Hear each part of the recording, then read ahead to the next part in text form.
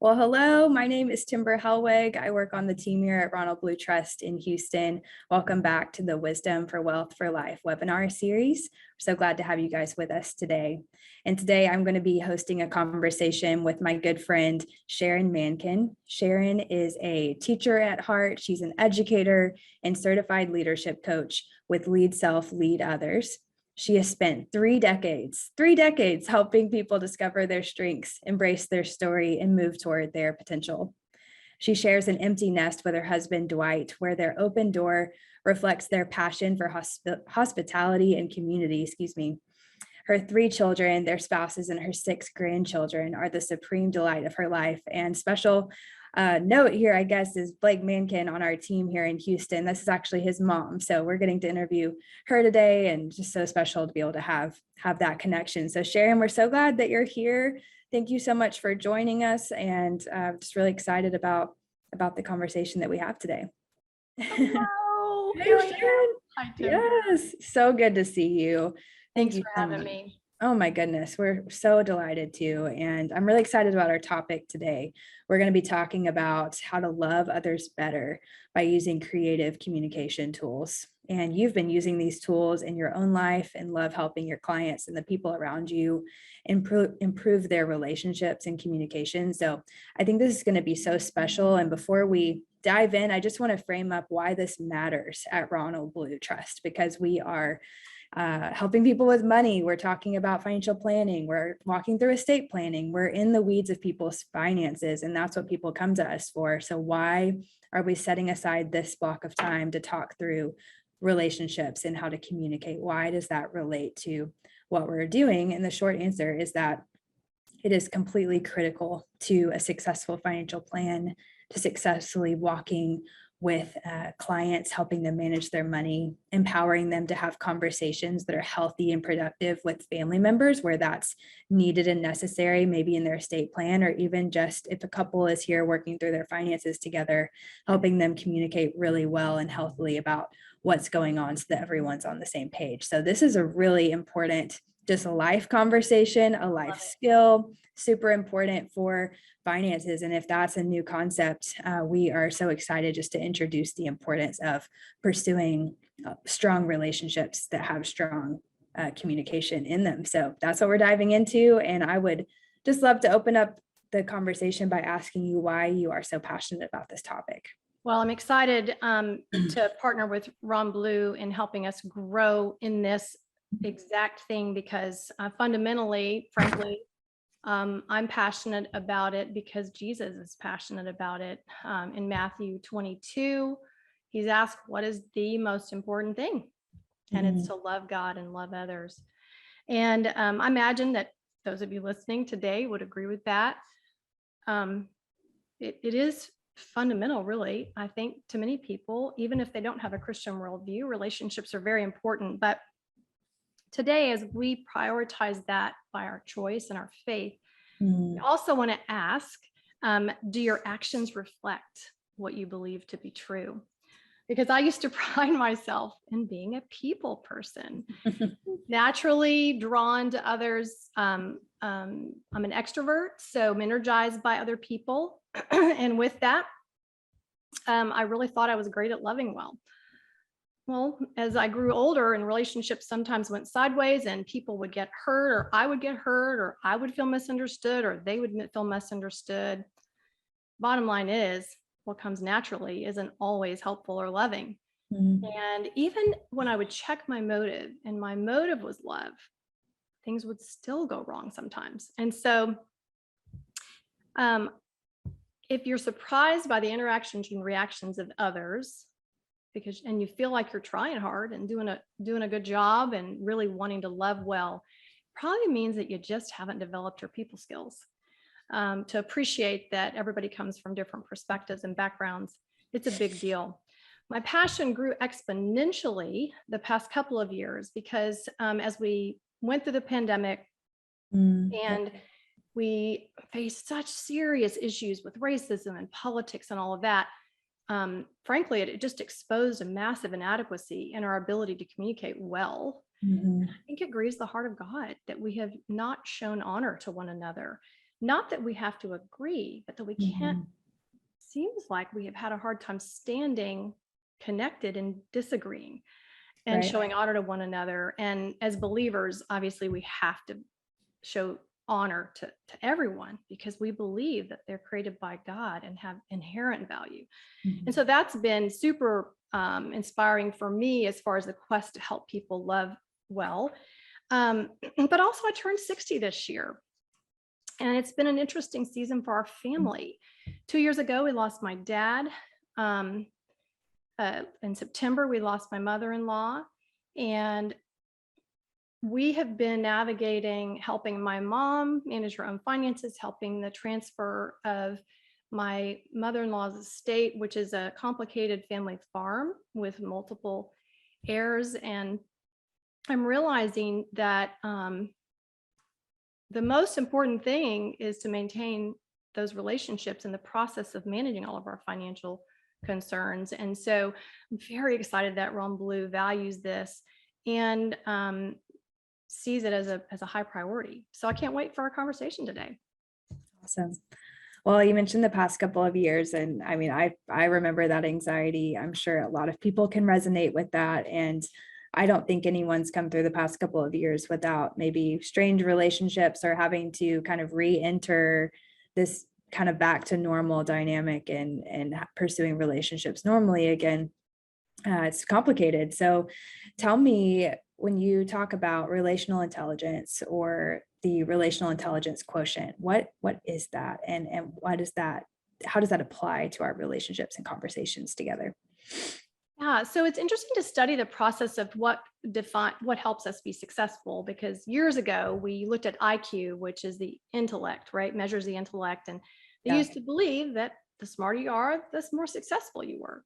And then came Daniel Goldman's brilliant research around emotional intelligence, and it just kind of blew that up because they realized that actually emotional regulation and self-awareness are a greater indicator of success than your intellect.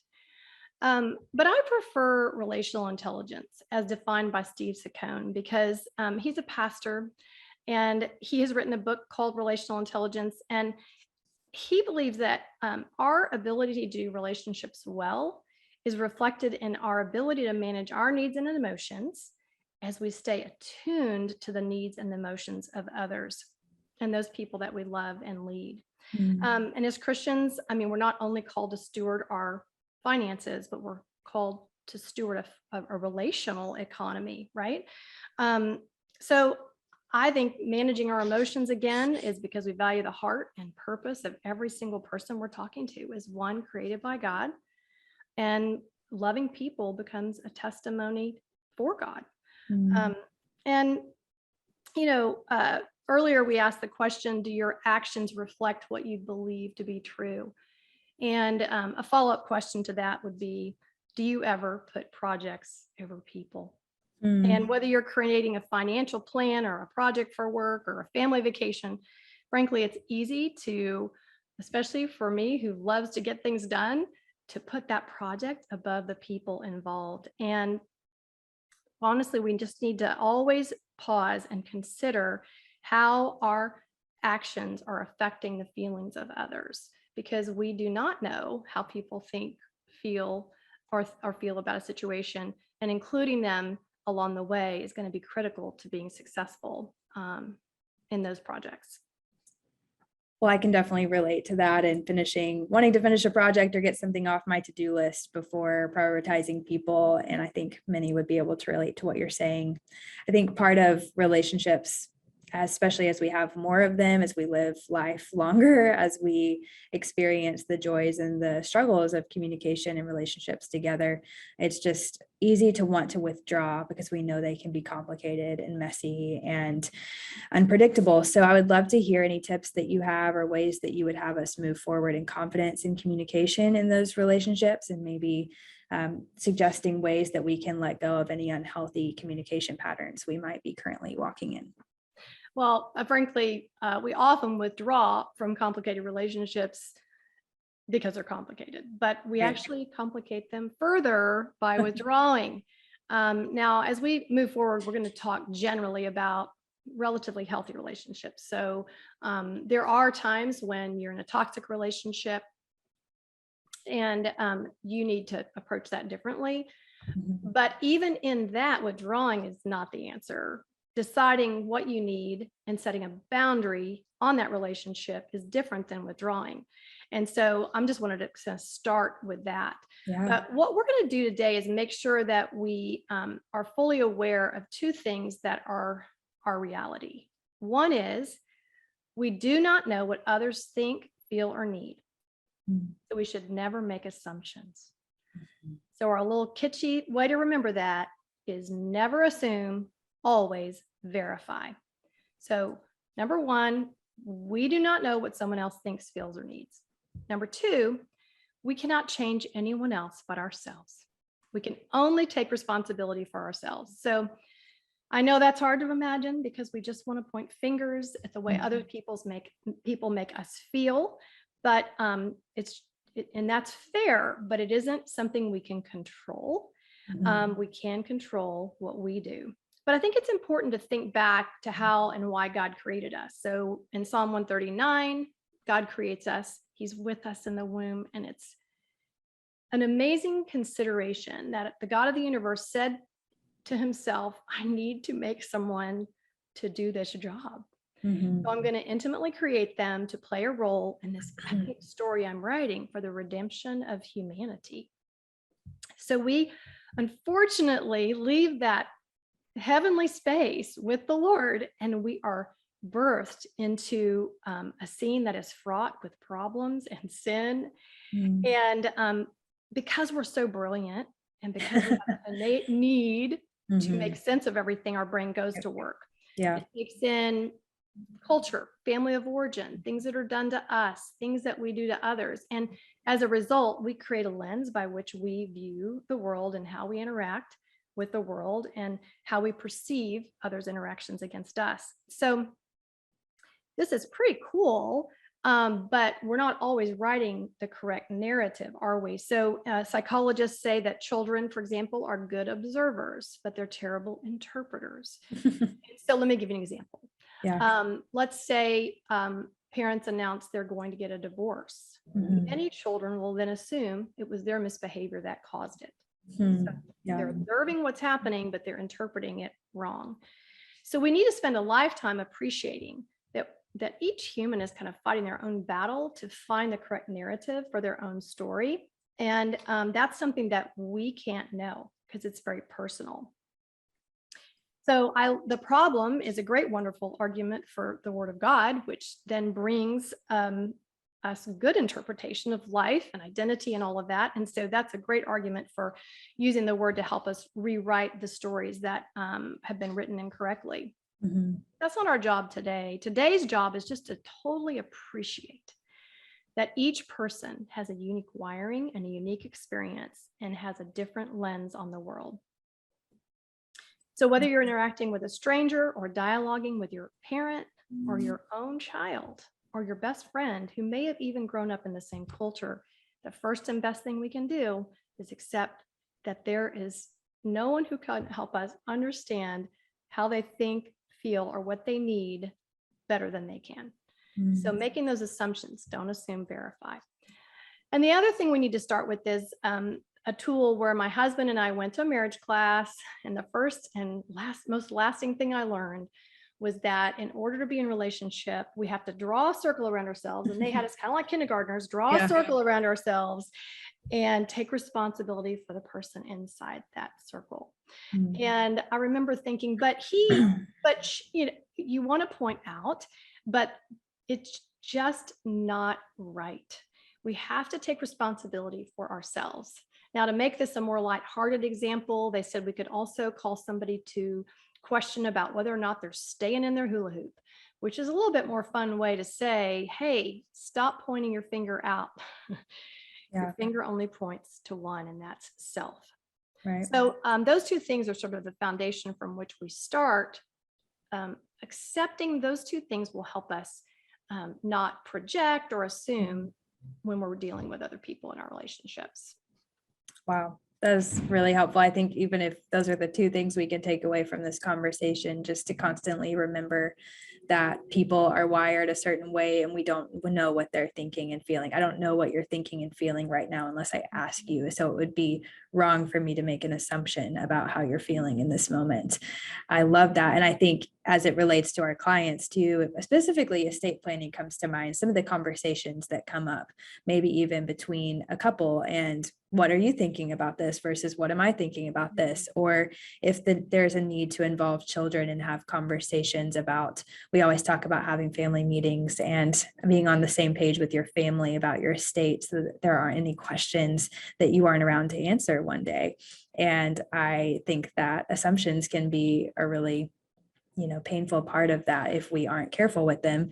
And so I love your point about always verify, don't assume. And then also just remembering that we're responsible for ourselves and not anything else. So thank you so much for those examples. Those are two great takeaways. How would you take those then into practical steps to walk that out? So if we really believe that we're only responsible for ourselves, and if we know we shouldn't make assumptions, how do we practically live into that every day? Okay, so we're going to make this a little fun because I'm going to bring out my relationship toolbox. It's a husky. Amazing. It's very serious. Oh my goodness. And it is full of relationship tools. And our goal today is to make them memorable because we don't want you to walk away without some type of an action step. And so one of the things I would love to ask those that are listening to do as we go through these tools, I want you to think about the one that really, the one you need to take away. Because there's a lot of things that we can change in our life, but really we can only change one thing at a time. So I want you to have hopefully a shift in your thinking as we talk about each tool. But I want you to really think about our listeners to think about what is the one thing they need to do differently as a result of our conversation today. Cool. Okay, so here we go. I am digging in my toolbox and I'm pulling out my first tool, which is my gavel and my magnifying glass. Okay, so the first thing you need to do is to lay down the gavel of judgment, pull out the magnifying glass of curiosity. Because in the hands of a judge, this gavel declares truth. But guess what? It doesn't declare truth until we have had a long investigation with lots of testimony. And so that gavel then is wielded down and declares truth based on all the information that we've gathered and known to be true. Problem is, we got people walking around all the time, me included, that are just wielding that gavel all the time. Our first instinct is just the gavel against ourselves and the gavel against our friends and our family. Yeah. And frankly, it's super harmful. I would say we rarely ever need to wield the gavel of judgment. And if we paused for just a second and I invited our audience to think about how you talk to yourself, I would imagine, let me give you some scenarios. Let's say you got a traffic ticket. What's the first thing you say to yourself? Let's say you forgot something at home and got to work without it. What's the first thing you say to yourself? And for me, since we can't dialogue about this, I'll just confess.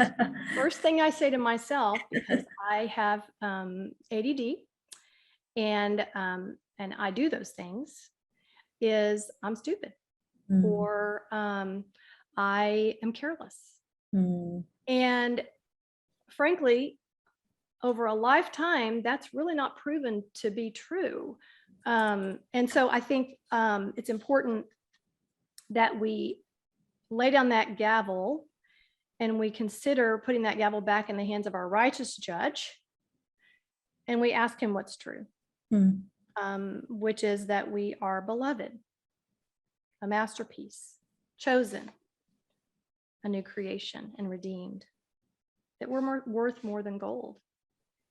So really, I think the gavel belongs in a courtroom or in the hand of God way more often than it belongs in our hand. But if we pick up this magnifying glass, it's an opportunity to take off our judge's robe and put on like our Sherlock Holmes hat, right? So we're now wearing an investigator's hat and we're carrying around this magnifying glass. So let's give you some examples. Your teenage daughter runs upstairs and slams the door. If you're holding your gavel, you immediately declare her rude and disrespectful.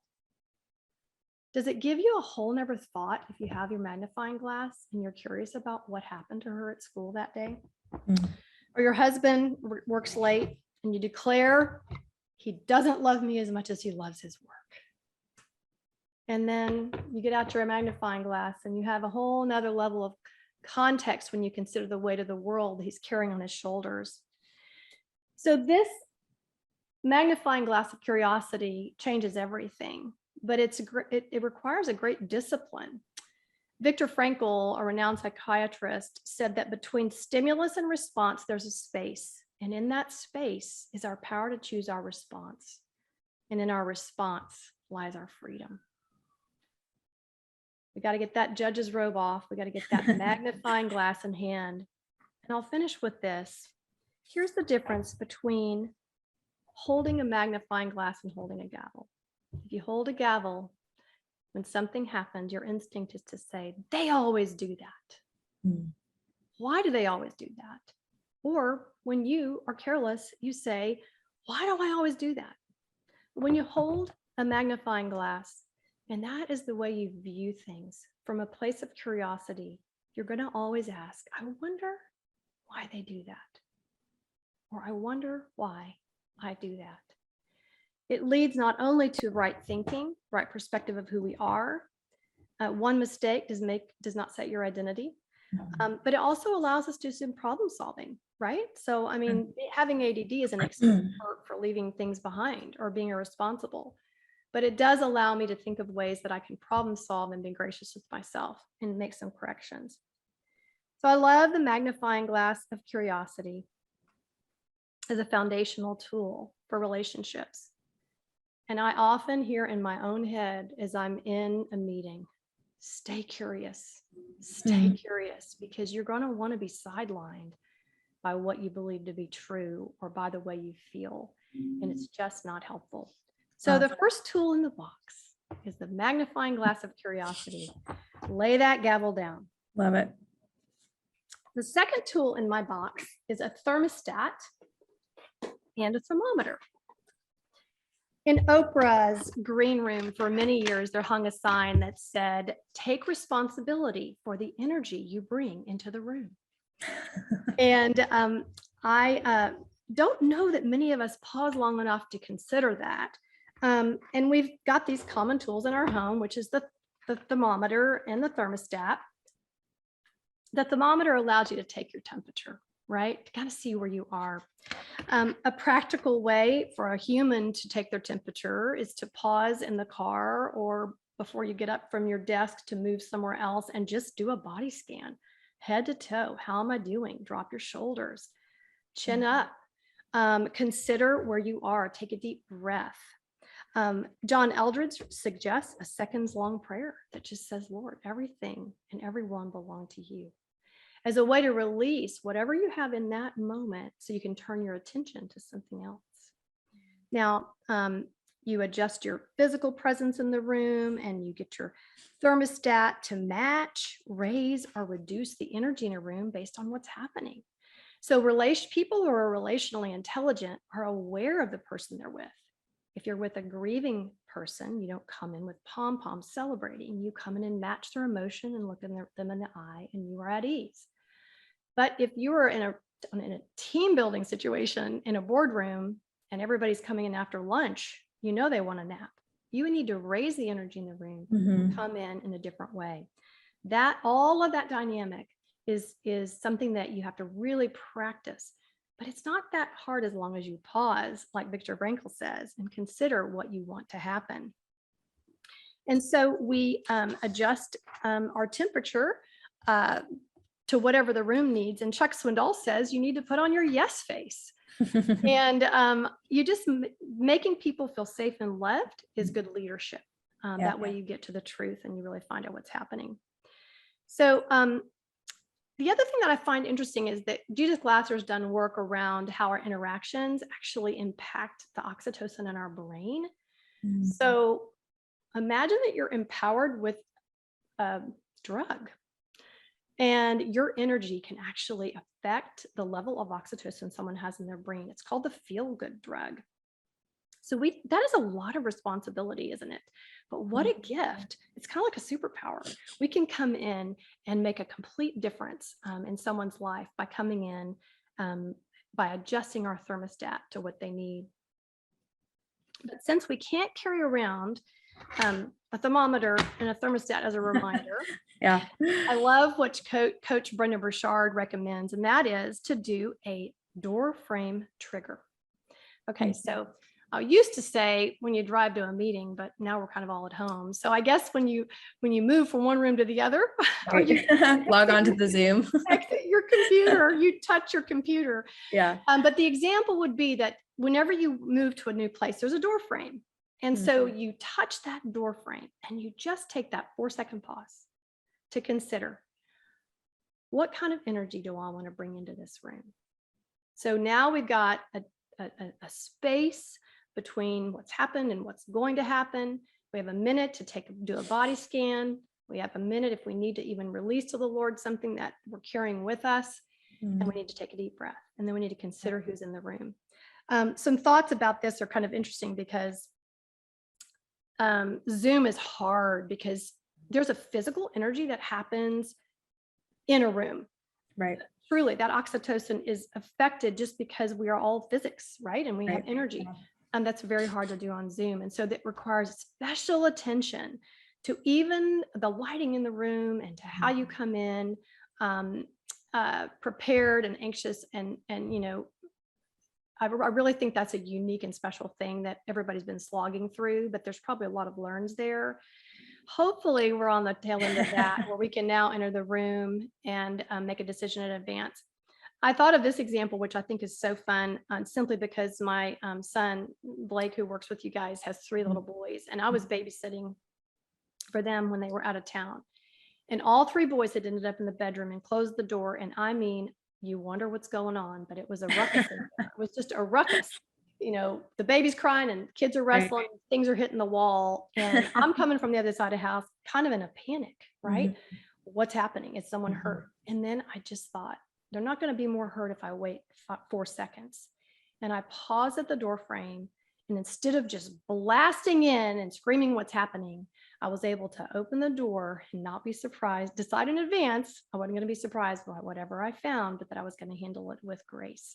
I was so thankful for this training because I was able to open the door, and instead of grabbing them by the collar and throwing them against the wall, I was able to stop and handle it in a way that was going to help them learn and grow.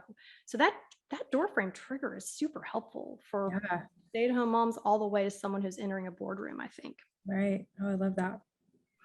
So the next tool in my toolbox is my husband's shoe. Actually, the bottom might have a hole in it. I'm not sure. But anyway, this is his fancy go to the board meeting shoe. And really, it's just to say, get in somebody else's shoes, because empathy is so important to relationships. We have probably Brene Brown to thank for that work. She has done so much work on vulnerability and empathy and has wonderful books that you can learn from regarding that. And if you're fans of The Office, the goal then would be to avoid the Michael Scott syndrome, a manager and leader who was the most unself-aware person you've ever met. And watching the show was hard for me because it was just cringeworthy. Some people love it, but I just got uncomfortable. I couldn't stand it. So we don't want to be Michael Scott. But the question we have to ask very bravely, if we're not going to be Michael Scott, is this: what is it like to live or work on the other side of me? What is it like to live or work on the other side of me? And when you consider this question, it can make you cringe, because we are godlike in that we have the ability to rewind the game film, don't we? So unlike any other creation, we have the ability to create just like God. We also have the ability to grow, and that growth requires reflection. And so if we rewind the game film and we look at relationships in the past, we often can answer that question ourselves. It's a way to be self-reflective. We can observe ourselves. We can even pull up the faces the people in the room at that time and consider, what is it like to live or work on the other side of me? Some of that will end up being very positive, and some of that could be an opportunity for growth. So let me give you a couple of examples. Okay. Every year I do this exercise. It's called the Who Matters Most exercise. I'm actually going to give the link to Timber so that she can share it with those that are listening. Where I ask that question, if it's a safe relationship, I go to that person and say, hey, what's it like to live on the other side of me? So maybe to my husband, and I say, hey, be gentle, be gentle with me. But I really want to know, am I getting the results I want? And that comes from setting an intention. So we talked about loving with intention, and an intention is, by definition, the attitude toward the impact of your actions or conduct on another person. So you're going to make people feel some way. Right. But if you're intentional, you can decide, how do I want to make them feel? And how do I adjust my behavior so that they feel that way? Yeah. So the exercise that I'm going to share walks you through how to do that. And here's a couple of examples. So my mom is now a grieving widow. We're 2 years in past my dad's death. There are so many projects that need to be done for her. So she's in her own home. So we're always needing to change a clock or a light bulb. We've been now fully engaged in her financial affairs, and we help her with that. And this year, as I was praying about what is it like to live on the other side of me, I really felt like she might feel like she's just a project. I go over there 2 times a week, maybe. And every time I'm going to help her do something, get something done. And so then I thought, well, how do I really want to make her feel? And I really want to make her feel enjoyed and cherished. So my adjustment this year in my relationship with her is to not just go and do projects, but to invite her to the movie or to take her on a drive. Yeah. So that was something I wasn't aware of. There was no bad intentions there. It's just that what I really want wasn't being accomplished by my actions. So I adjusted that. The other thing that I'll share, and very vulnerably, which has been an issue in my whole marriage, because if you know me, I love to talk. I'm a big talker. And so I'm so social, told you about that in the beginning. But what I've learned is that when I'm in a relationship with my husband at a party and I'm talking the whole time, he tends to withdraw. I asked him about that, and I kind of thought, well, why don't you just fight for airtime? Like, come on in, join us. It's kind of like when a lot of women talk at the same time and we can all hear each other, but a man looks at us like we're out of our minds. Yeah. Well, I realized that I want him to feel seen and respected. I love what he has to say. I fell in love with him because literally he's so wise, but I wasn't really inviting him in. And so we've made some adjustments. That's not the intended result I wanted. So now I'm trying to be more aware of how much I'm talking. If I overtalk, I have invited him to touch my arm, and then I will intentionally include him in that conversation, because what I was making him feel was disrespected, but I want him to feel seen and understood and respected.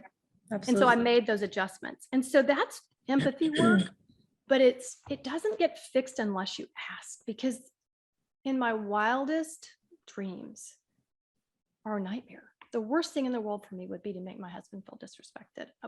I love him so dearly. And so when I realized how I was making him feel unintentionally, I was very happy to make a plan to adjust it. Yeah, definitely. So that is empathy and doing the who matters most work. Yeah. Okay. And if you're willing, I even have an exercise for that. So enjoy that. I think that'll be super helpful for you.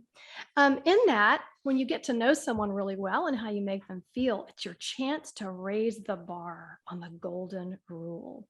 So the golden rule, you could probably say it with me, Timber, do unto others as you would have them do unto you, is really for bigger things like injustice, right? So I'm not going to steal from you because I don't want you to steal from me. But in the world of relationships, we have to make a platinum rule because it's much more nuanced. And the platinum rule is this: do unto others as they prefer you do unto them. Well, you can't do unto others as they prefer you do unto them unless you know what they prefer. And so this is the challenge to get to know your people.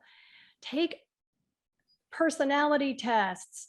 I have a friend who sent me a questionnaire and she sent it to all her girlfriends asking us what we like and don't like, our preferences, what we would do on a day off. And then she began to love us in that unique way. We Wow. have an opportunity to get to know each other well and then love each other the way they prefer to be loved. What a beautiful demonstration of loving well, not looking to your own interests, but to the interest of others. Also, getting to know them makes them feel valued and loved. And it shows to the world that we care like Jesus cares. He knows us that intimately. We can work to know our loved ones intimately too. Right. Okay, so my next tool, let me dig around in my toolbox, is electrical wires. You'll notice that I have had to connect these wires because the only goal for your relationships, the thing that matters most, is connection. So here's the deal. It's so easy to want to walk away, isn't it? I mean, I'm picturing early marriage when I turn my back to my husband. So immature. But we do it, don't we? And it's okay, by the way, to turn your back as long as you set that boundary and you say, hey, I don't know what I need to say. I'm not disconnecting for you. I just need time. That's not disconnection. Right. That's clarity. But disconnection is what ruins all relationships. And frankly, what we really need in our relationships is to consider what the other person needs in the moment. And that helps us stay connected. So even when you are in a disagreement, sometimes you just need to reassure someone of your love for them. Hey, this feels awkward and uncomfortable, but I do love you. Let's work through it. So that creates connection. There are 10 emotional needs that every human needs fundamentally. I'm going to name them. They are acceptance, affection, appreciation, approval, attention, comfort, encouragement, respect, security, and support. So I think in order to make sure that connection isn't lost, we need to always ask, what is it this person needs right now? In the moment. And I think because sometimes we're in a heated argument or we're feeling so hurt that we're just so angry, we are thinking only of our needs, but we're not thinking about what we want really long term. And if we can just fight for the moment and declare what's true, it's way easier to move forward in that conversation because we stay connected to what is true. Because usually an argument is a one-off thing, right? Or we're relying on our feelings.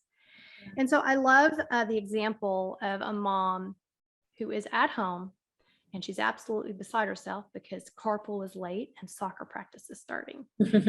And the little boy comes in hot and tired, but now they're late. And imagine the different scenarios that could play out. The little boy walks in, especially if it's in Texas. He's been in line, sweaty and hot, Right. throws his backpack down and collapses on the floor. And the mom rushes to meet him and says, get in the car, we're late. I have a feeling we're looking at a major meltdown, especially if you're in kindergarten. I mean, that just sounds awful. Right. Okay, imagine this scenario. The little boy comes in, but with a thought to what's coming, the mom says to herself, what is his emotional need of the moment? Well, actually, it's probably physical. He's thirsty and hungry. He just got home from school. And in a moment, I can also connect. So he walks to the door. She has the snack and the water bottle ready. She goes to her knees. She looks him in the eye and she said, oh my goodness, you look really hot and tired. What happened? He has just a minute to tell her the bus was late or the carpool was late or whatever happened. And then she said, I'm really sorry that happened to you. You won't believe it, but I've got you a snack. And then we go to the car and go to soccer. So literally these emotional needs of the moment can be met momentarily as long as we're thoughtful and intentional in the way that we meet and see each other and our needs. Wow. I love the idea that it can also, in our family, we gave little just because gifts because they were given for no earning, which we felt reflected the grace of God. Yeah. And there were times when my kids would be punished. They might even be grounded to their room. And I might slip their favorite book under the door, or a magazine, or a treat, and just say, just because Mm. this moment does not Wow. define you. Yeah. You're loved by God and you can still suffer the consequences. And so that's helping meet the emotional need of the moment. Wow. That's So powerful. our goal is to stay connected to meet the emotional need of the moment. And finally, learn how to fight. I wish I'd learned how to fight earlier because I was a massive conflict avoider early in my marriage. And I will just say that we had a great first year because neither of us liked to fight. It was kind Yeah. of awesome. We didn't Right. confront, we didn't express our needs, we fell on our own swords, we just swallowed down anything that bothered us, and we Yeah. had a year of marital bliss until my husband took a seminary class and they had us read a book about marriage. And this rocked my world.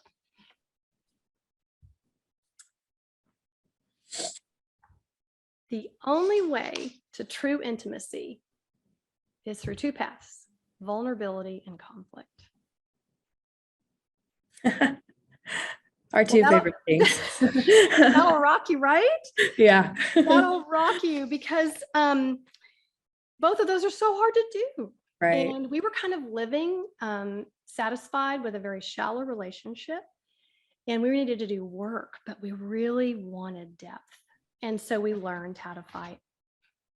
So my recommendation for you today is a book called Crucial Conversations. It's well known in the business world, and it's quite robust. Frankly, there's trainings on it and all kinds of things. But as a simple start, you could even look at a short YouTube video on the concept. But let me tell you what a crucial conversation involves. It has these four things: the stakes are high, the opinions differ, the emotions run strong, and the outcome significantly impacts each person. So I thought about this when I thought about what you guys do, Timber, because in the past 2 years, we have walked through decisions and crucial conversations around end of life care. We've walked through conversations about trusts and finances and how the money is going to be divided. Right. Things that weren't written in the will. How are we going to manage that? Yeah. How do we disperse things that can't be valued in equal value? Yeah. So what's fair and what's not fair, and is fair always equal? Yeah. All of those questions Right. have come up for us, and they are what? The stakes are high, the opinions differ, the emotions are strong, and the outcome impacts both parties. And so I really believe if we're going to love people well, we have to go to school. Like, we have got to get skilled and trained in this. It is not going to come naturally. But I really also know that there's nothing like doing the hard work to bring a rich reward in your relationships. And I wanted to finish with a story.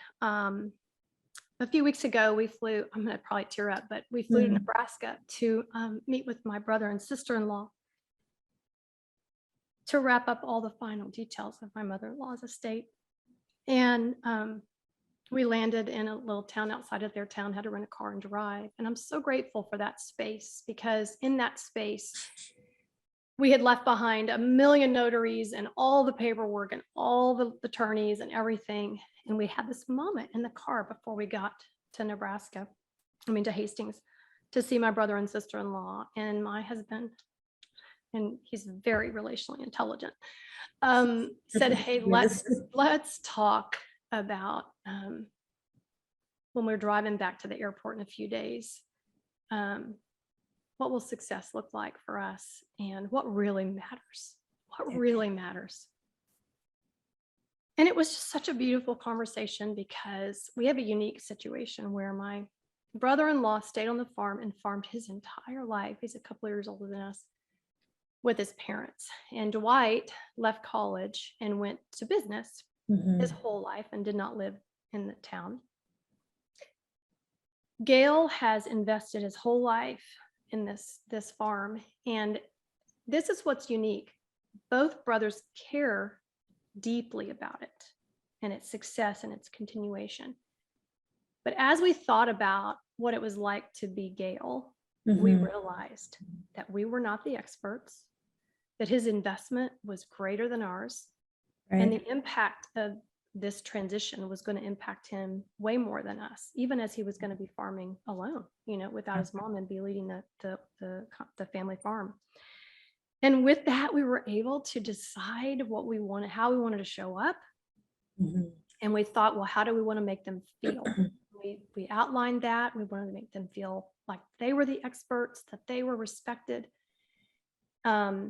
And then Crucial Conversations offers this idea that you would start a conversation by what you know to be true. It changed everything. So before we just flew in from Dallas, showed up at a meeting, we sat at the dining table and said, guys, we want to make a speech. This is what we know to be true. That we love you, and that there is not any amount of money or any farm that we would allow to get between our relationship. That's true. What else is true?